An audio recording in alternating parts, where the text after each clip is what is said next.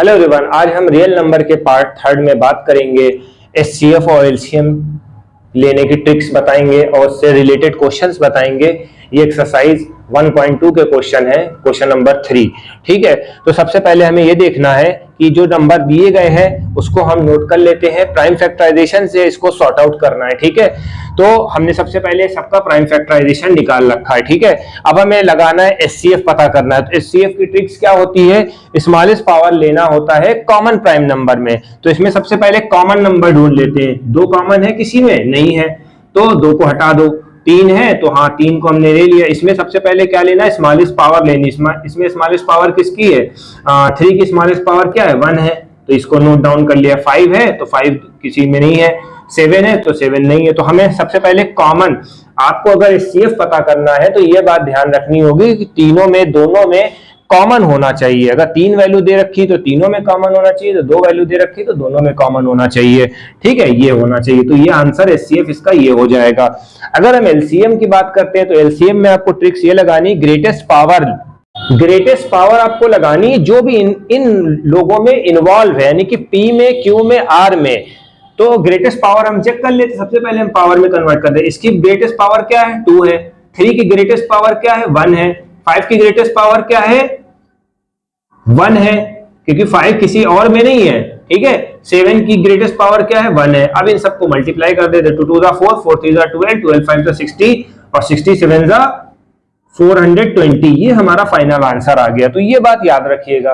इसी तरीके से क्वेश्चन नंबर 2 है। क्वेश्चन नंबर 2 में क्या कहा जा रहा है? प्रूफ करना। आप बुक से चेक कर लिएगा कि कौन सा क्वेश्चन है।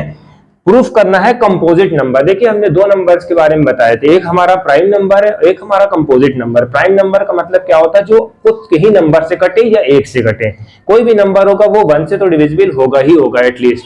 तो तीसरा जो नंबर इन्वॉल्व हो जाए, ठीक है, किसी के डिवीजन में, तो उसको हम कंपोजिट नंबर बोल देते हैं। ठीक है, अब जैसे एक एग्जांपल हम फिर से ले लेते हैं। जैसे मान ली 6 है, तो 6 1 से भी कैंसिल आउट हो जाएगा, 2 से भी कैंसिल आउट हो जाएगा, 3 से भी कैंसिल आउट हो जाएगा और 6 से भी कैंसिल आउट हो जाता है। ठीक है, तो इसमें 1 और ये तो कॉमन ही हो गया। ठीक है, तो इसके 2 फैक्टर और निकल आए। तो हमें क्या प्रूफ करना है कि क्या ये नंबर जो दिए गए हैं वो प्राइम नंबर है कि नहीं है। चेक कर लेते हैं भाई। जो भी आपको नंबर दिया जाता है उसमें आप सबसे पहले कॉमन ले लिए। ठीक है, कॉमन हमें लेना है। ठीक है, जैसे हमने कॉमन ले लिया। अब इसमें देखिए, चेक करिए कॉमन क्या है। तो इसमें सबसे पहले हमें कॉमन निकालना है। तो कॉमन क्या निकालना है? प्लस या माइनस में होना चाहिए। मल्टीप्लीकेशन के केस में हम कॉमन नहीं लेंगे। ठीक है, तो हमें सबसे पहले क्या लेना है? ये वो बना लिया, एक पार्ट ये बना लिया, एक पार्ट हमने ये बना लिया। इन दोनों में क्या कॉमन है? 13 कॉमन है। जब हम कॉमन लेते हैं तो हम जो रिमेनिंग वैल्यू होती है उसको ब्रैकेट में इनक्लोज कर देंगे। ठीक है, तो ये हमारा आया 7 आया और 11 आया। इन दोनों का मल्टीप्लिकेशन था, 77 हो गया, और जो रिमेनिंग पार्ट था वो हमारा 1 हो गया है, क्योंकि इसमें हमने जो कॉमन उठाया था इसकी जगह हम 1 रखेंगे, क्योंकि 13 बंदा 13 होता है। ठीक है, तो ये याद रखिएगा, 0 नहीं रखिएगा। कुछ बच्चे 0 रखने लगते हैं। ठीक है, उससे वैल्यू 0 हो जाएगी, गलत हो जाएगा फिर। तो ये आपको ये याद रखना होगा। अब देखिए 78 आया, 13 आया, और ये क्या कह रहा है कि प्रूफ करना है कंपोजिट नंबर। कंपोजिट नंबर यानी कि 2 से ज्यादा फैक्टर हो, तो ये प्रूफ हो गया। इसी तरीके से सेम एज इट इज आपको ये भी करना है। इसके हमने शॉर्ट ट्रिक्स हमने बता दी है। ठीक है, सिर्फ कॉमन लेना है। देखिए कॉमन चेक करिए, 1 2 3 4 5 6 7 नंबर है। इसमें कोई कॉमन आया? यहाँ पर हमें लेना है, यानी एक पार्ट आपका ये बना, एक पार्ट ये बना। ए पार्ट ये हो गया, बी पार्ट ये हो गया। ए और बी में देखिए कॉमन कौन है? 5 आ रहा है, तो 5 को बाहर कर दिए और जितनी भी वैल्यू बचे उसको ब्रैकेट में इनक्लोज कर दिए। क्योंकि 5 अकेला है तो इसकी जगह जब हम इसको कॉमन से हटाएंगे, कॉमन लेंगे, तो इसकी जगह 1 रख, तो इसको क्या करेंगे? इसको ऐड कर लेंगे same as it is process से। ठीक है,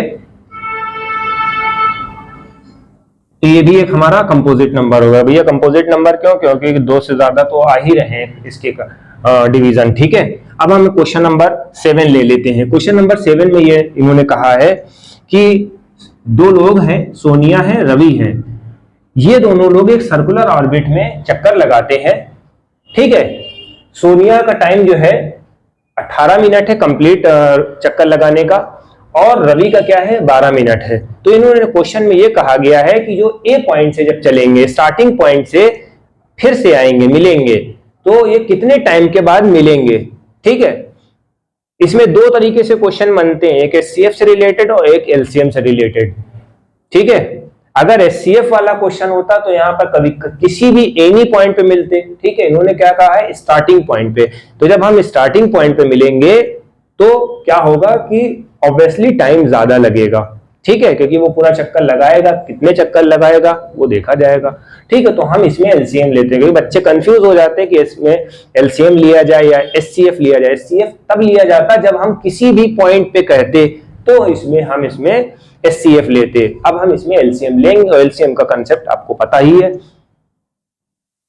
18 है, 18 को हमने प्राइम फैक्टराइजेशन करा, 2 इंटू 3 इंटू 3 ये हो गया।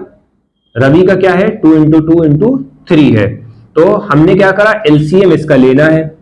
एलसीएम में हमने आपको क्या बताया था, ग्रेटेस्ट पावर आपको लेनी है सारे नंबर में। सारे नंबर में आप ग्रेटेस्ट पावर चुन लीजिए। इसमें कितने नंबर इन्वॉल्व है, 2 और 3। 2 और 3, 2 की ग्रेटेस्ट पावर क्या है, 2 है, 2 की पावर 4 है, 3 की ग्रेटेस्ट पावर क्या है, 2 है। जितने भी नंबर इन्वॉल्व हो, 2 2 जा 4, 3 3 जा 9, इस तरह से क्वेश्चन आपका सॉल्व होता है। ठीक है, दो क्वेश्चन हमने नेक्स्ट एक्सरसाइज से भी ले रखे हैं, ये एनसीईआरटी का सॉल्यूशन हम करा रहे हैं। तो इसमें आपको यही बताना है कि ये रेशनल नंबर है, इसको प्रूफ करना है। तो आपको वही कंट्राडिक्शन मेथड आपको सॉर्ट आउट करना होगा। ठीक है, और जो भी नंबर होंगे उसको रेशनल नंबर के इक्विवेलेंट प्रूफ करना होता है। रेशनल नंबर के बराबर रखिए और ये क्या होना चाहिए, को प्राइम नंबर। को प्राइम नंबर के बारे में हमने आपको बता रखा था कि जिनका जो फैक्टर होना चाहिए 1 ही होना चाहिए, यानी कि जो भी दोनों में है कॉमन हो, एक ही होना चाहिए और कुछ भी नंबर नहीं होना चाहिए। तो कोई भी वैल्यू आपको गिवन होगी तो हमें क्या करना होता है, इसको अकेला करना होता है, इसको सिंगल करना होता है। तो इसके साथ सबसे पहले क्या करना पड़ता है, सेपरेशन करना होता है। ठीक है, तो 3 को हम इधर लेके चले आए, अब बचा √2। √2 क्या है, इसको हमने जब ब्रैकेट करा तो क्रॉस मल्टीप्लाई के थ्रू 1/2 कर दिया। तो बताया गया है 9th क्लास में भी आपने पढ़ा है, क्या रेशनल नंबर के बराबर हो सकते हैं, नहीं हो सकते। तो कंट्राडिक्शन मेथड से भी इसको हमने प्रूफ कर दिया है। ठीक है, तो ये वाला हो गया कि ये एक रेशनल नंबर है। क्वेश्चन नंबर 3 में क्या कहा जा रहा है, same as it is process इसमें भी फॉलो अप करना पड़ेगा। ठीक है, 7 √5, तो हमने इसको क्या कर दिया, a/b के फॉर्म में या रेशनल नंबर के फॉर्म में कर दिया है। ठीक है, अब हमें क्या करना पड़ेगा, इसको बस हमें अकेला करना है, सेपरेशन इसका करना है। बस जो भी नंबर इसके साथ हो, प्लस वाला होगा तो इधर माइनस कर देना है, और अगर ये इसके साथ मल्टीप्लाई हो रहा होगा कोई नंबर तो इसके साथ क्रॉस मल्टीप्लाई आपको करना है। ये एक छोटी सी ट्रिक मानी जाती है ताकि आपका टाइम सेव हो जाए एग्जाम में, ये याद रखिएगा। ठीक है, तो आपको 1/7 हमने इधर कर दिया और बराबर कर दिया। क्या रेशनल नंबर हो सकते हैं, नहीं हो सकता है। ठीक है, तो इस तरह से वीडियो जो है, अब हमारा जो नेक्स्ट पार्ट होगा वो PYQ से रिलेटेड होगा। Thank you.